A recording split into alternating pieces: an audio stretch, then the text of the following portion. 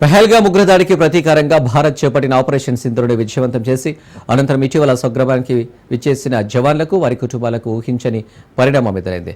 ఇది చూసిన గ్రామస్తులు తమ కుటుంబం నుంచి కూడా సైన్యంలోకి ఎందుకు పంపించలేదని అనుకునేలా జరిగింది. అయితే సంఘటన గురించి తెలుసుకోవాలంటే మహబూబాబాద్ జిల్లా గూడూరు మండలం వెంగపేట గ్రామానికి వెళ్లాల్సిందే.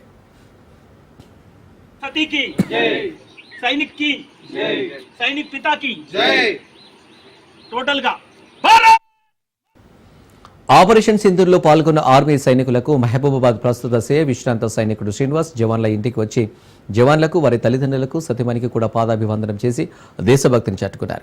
మారుమూల గ్రామానికి ఓ పోలీస్ అధికారి వచ్చి సైనికుల పాదాలకు నమస్కరించడంతో గ్రామస్తుల సంతోషానికి అవధుల్లేవు. మహబూబాబాద్ జిల్లా గూడూరు మండలం వెంగపేట గ్రామస్తులు బద్దుల సుధాకర్, నార్లపురం వినయ్, గండ్రకోట సాయికిరణ్ విశ్రాంత సైనికుడు ప్రస్తుత సీఐ శ్రీనివాస్ హర్ సైనిక్ ఘర్ తిరంగా కార్యక్రమాన్ని మొదలుపెట్టి ఆపరేషన్ సింధూర్లో పాల్గొన్న సైనికులు వారి తల్లిదండ్రులను సన్మానించి వారికి పాదాభివందనం చేశారు.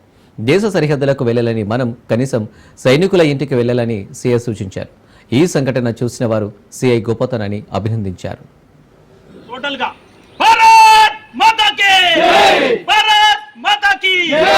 हर सैनिक घर तिरंगा, हर सैनिक घर तिरंगा, हर सैनिक घर तिरंगा।